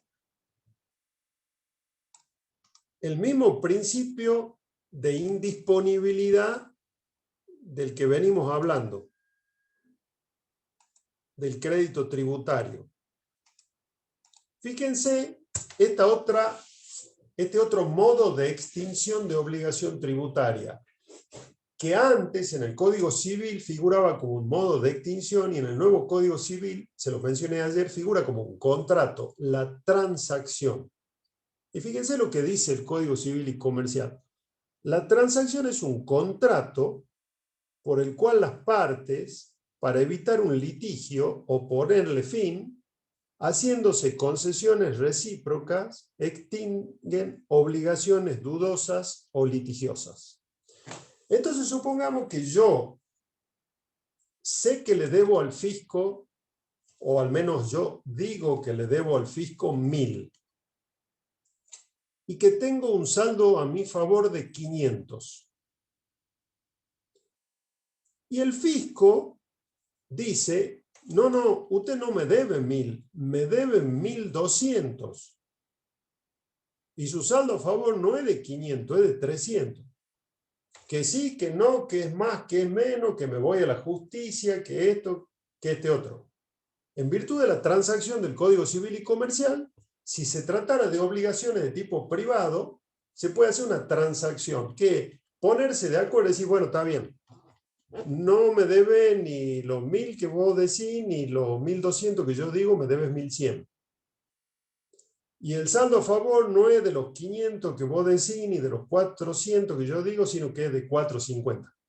¿Nos ponemos de acuerdo? Sí, nos damos la mano y seguimos para adelante. ¿Les parece que eso se podría hacer con una deuda tributaria por parte del Poder Ejecutivo en virtud de ese principio de indisponibilidad del crédito? No, profe. No. No. Entonces, la transacción no es aplicable como un modo de extinción de obligaciones tributarias, por ese principio del que estamos hablando. Después tenemos otro modo de extinción que menciona el Código Civil y Comercial, que es, ahora sí vamos al que le decía hace rato, la confusión, perdón, otro modo que es la novación. Y vamos a ver qué es la novación.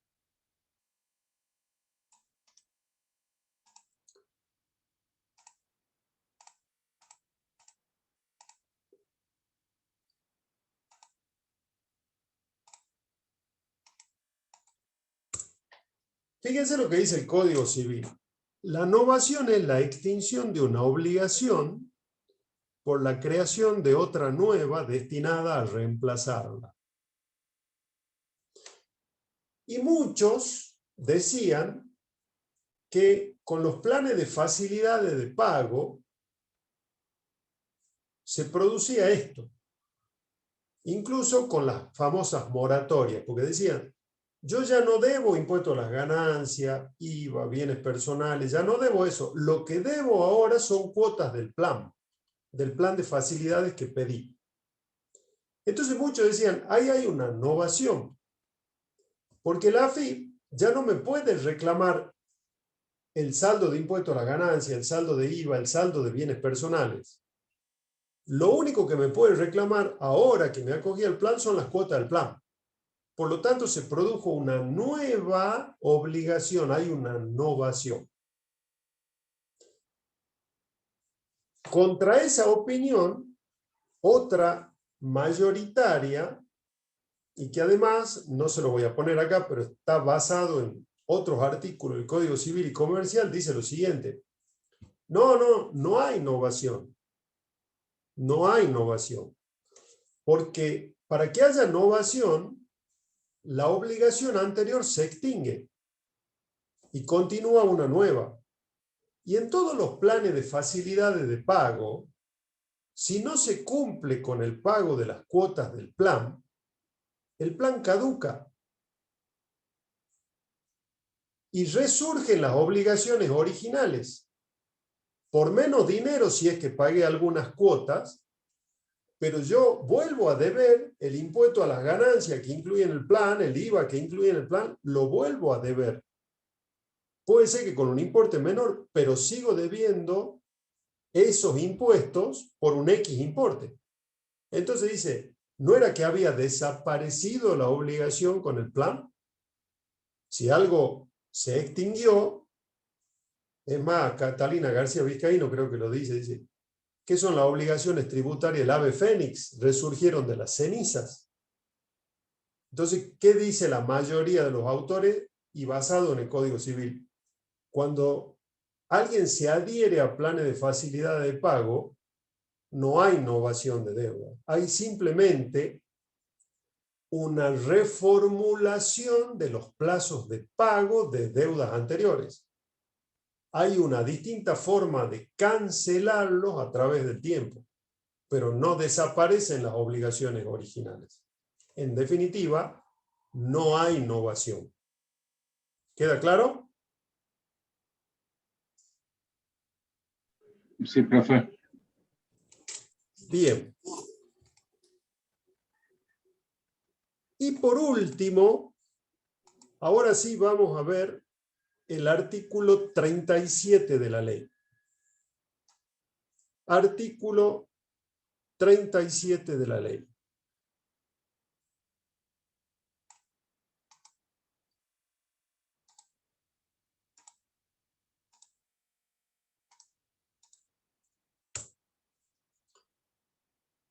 Ese artículo 37 de la ley, que se refiere a los intereses resarcitorios, fíjense lo que dice. La falta total o parcial de pago de los gravámenes, retenciones, percepciones, anticipos y demás pagos a cuenta devengará desde los respectivos vencimientos, sin necesidad de interpelación alguna, un interés resarcitorio. Vamos por parte. Cuando hay mención a retenciones y percepciones, son las retenciones y percepciones que hizo alguien y que ese alguien que las hizo debe depositarlas a la orden del fisco.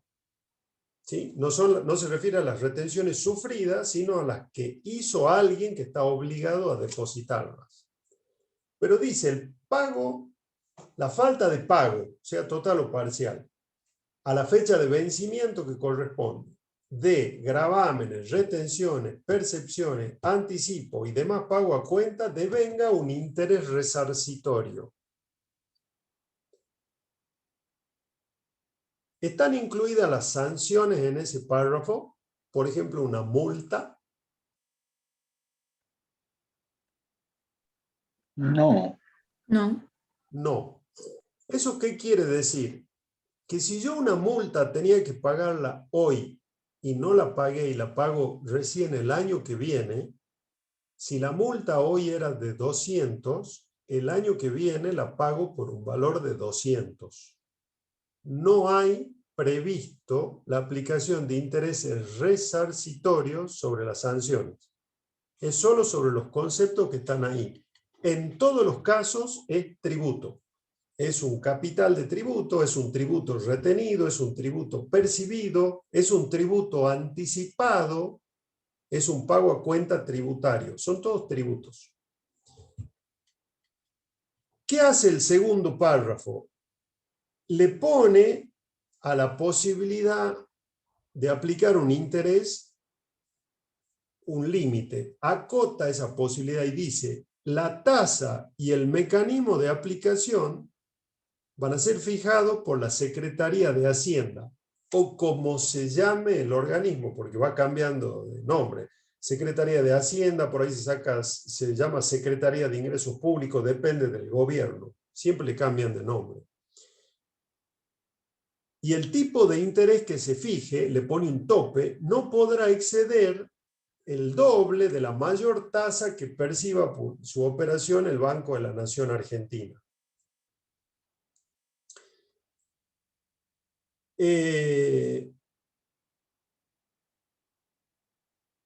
Fíjense el penúltimo párrafo, el que dice, del que le transcribí, la obligación de abonar los intereses subsiste, no obstante, la falta de reserva por parte de la AFIP al percibir el pago de la deuda principal y mientras no haya transcurrido el término de prescripción.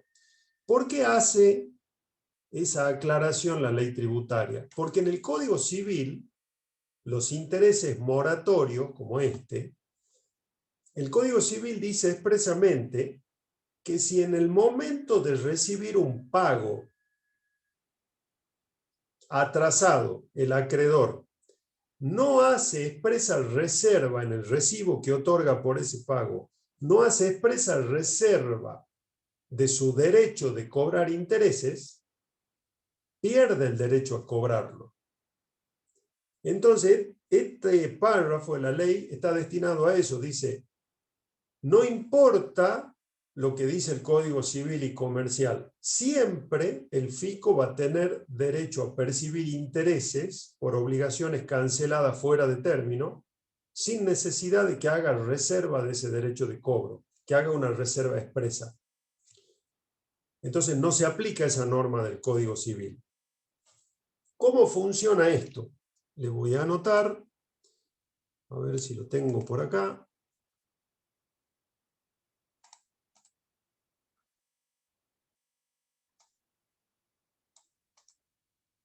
Acá está.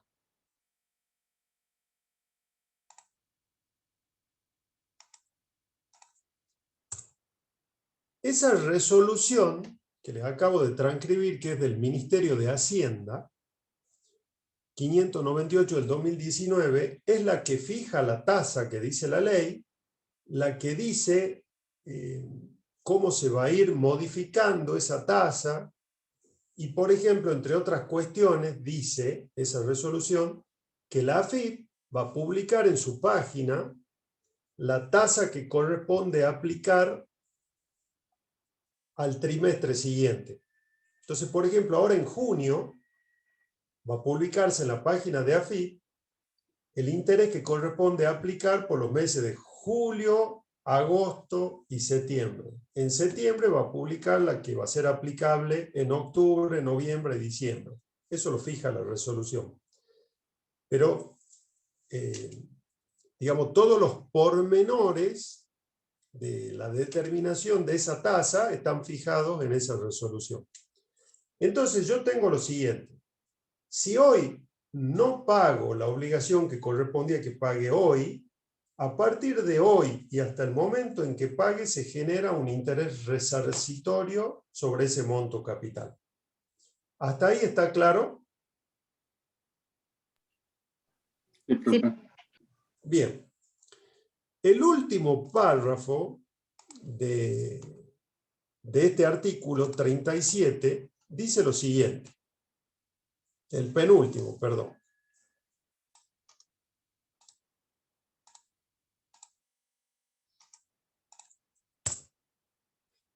En caso de cancelarse total o parcialmente la deuda principal, sin cancelarse al mismo tiempo los intereses que dicha deuda hubiese devengado, estos, transformados en capital, devengarán desde ese momento los intereses previstos en este artículo.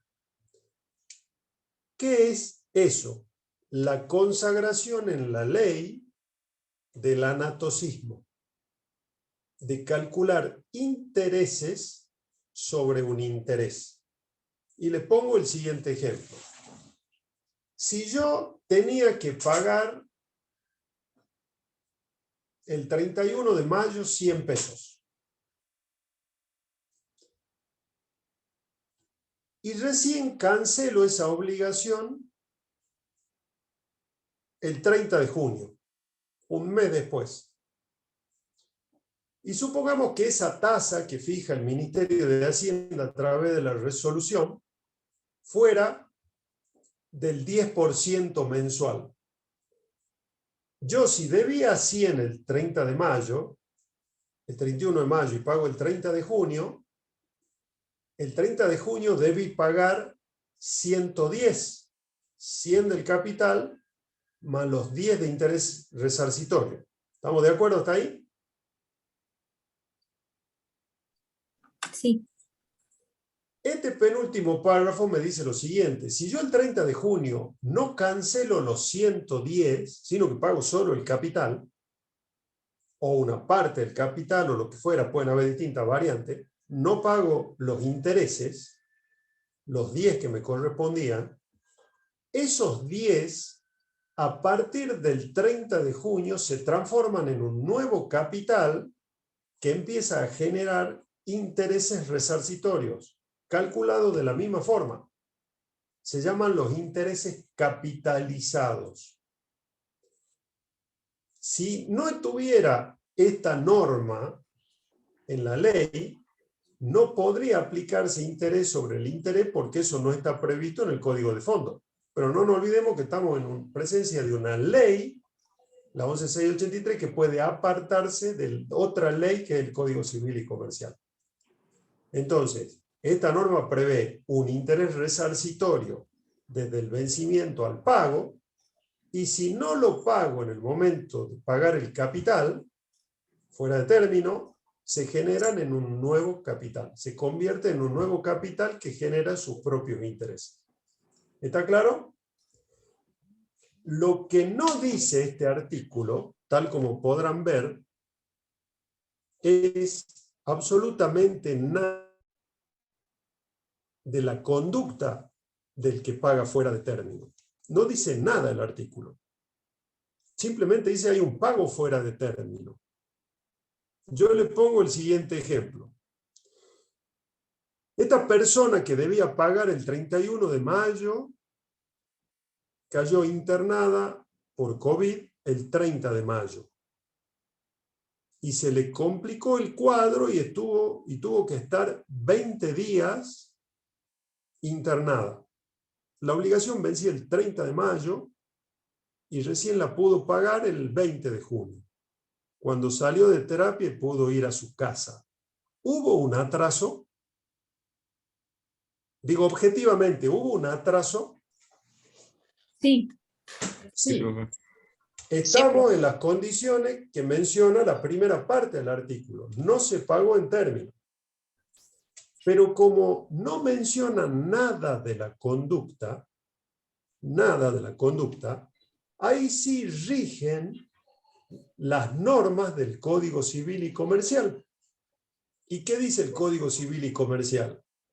Que se debe el resarcimiento. El interés resarcitorio es resarcir un daño, el daño que sufrió el fisco por no contar con el dinero en el momento del vencimiento de la obligación. Y en el Código Civil y Comercial dice que el resarcimiento se debe cuando el daño ese provocado, la mora, le resulta imputable al deudor.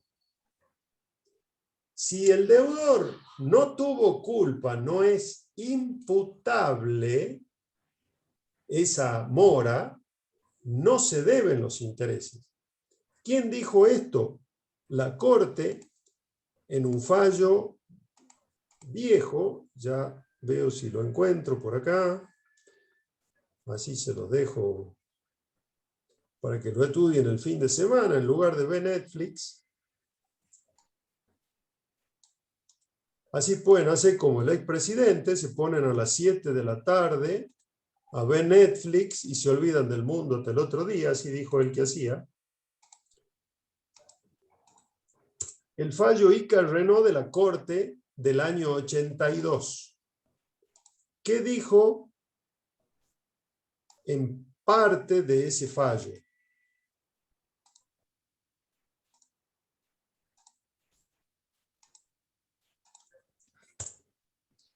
Dado el carácter resarcitorio de los intereses moratorios en materia impositiva que surge del artículo 42 de la 11.683, en el año 82, el artículo 37 de hoy era el 42, o sea, estamos hablando del mismo artículo. Y la falta de toda previsión en la legislación específica sobre el carácter de la mora del deudor, quiere decir, el artículo 37 actual no dice nada de la conducta del deudor, es posible recurrir en la materia a la legislación común, al Código Civil, para llenar ese vacío. Por ello, si el citado artículo establece que la constitución en mora se produce automáticamente, se refiere al artículo 37, pero nada dice respecto del elemento subjetivo, la imputabilidad del retardo al deudor, en ese sentido resulta aplicable la última parte del 509 del Código Civil, ahora tiene otra numeración, que exime al deudor de las responsabilidades de la mora cuando prueba que no le es imputable. Entonces, en el caso que les dije de este deudor que estuvo internado y no pudo pagar, tiene forma de demostrar que la mora no le es imputable. Entonces, aun cuando paga fuera de término, no se le pueden reclamar los intereses resarcitorios. ¿Queda claro? Sí, profesor. Y Práctica, ¿cómo se demuestra? ¿Cómo? Y en la práctica, ¿cómo se demuestra? Y bueno, si esta persona estuvo internada, paga su capital y, por ejemplo, puede presentar una nota anticipándose al reclamo de la AFIP diciendo que no he pagado la obligación tributaria que vencía en esta fecha y adjunto a la presente copia de la historia clínica, copia de un certificado Certificado. emitido por la clínica. Tiene que buscar la forma de probar. Yo le puse solamente un ejemplo. Puede haber... Claro, mil claro, pero ejemplos. mediante nota, digamos. ¿Cómo? Pero es mediante nota la FIP. Sí, sí, sí. La carga de la prueba corre a cargo del contribuyente. Perfecto. ¿Sí? Bueno, con esto terminamos la clase, chicos. Los dejo libre. Pecho ya me está mirando con mala cara porque se está perdiendo el partido de Argentina con Chile. No, me ha picado un bicho recién, por eso salí corriendo. Una abeja me picó. Me picó una abeja. Es que sos dulce, Pecho. Parece. Bueno, chicos. Estoy lagrimeando, ¿no ves? Bueno, anda a ponerte hielo, Pecho. ¿Va 1-0? Ah, bueno. No, Bueno. 1-1. ¿Ves que sos portador de mala noticia, Pecho? Ya me quedaba con el 1-0, me iba contento un rato. Bueno, chicos, muchas gracias por la presencia. Ya nos vemos dentro de pronto. Cualquier duda que tengan respecto de las clases, preguntan. Ya pedimos los links y se los subimos para que la vean lo que quieran. Nos vemos, gracias. Disculpe, profesor. Disculpe, Sí. perdón. Eso le quería consultar. ¿A qué hora la sube a la clase? Porque, bueno, tuve un imprevisto y pude entrar una hora después. Depende del momento en el que nos pasen los links. Ah, bueno. Entonces tengo que esperar, digamos, Sí, que la sí. suba. Así es. Gracias. Bueno, De nada. gracias. Buenas noches. Hasta luego. Nos vemos, chicos. Chao, Chao, profe. buenas noches, profesor. Chao, nos vemos, profe. Buenas noches, profe.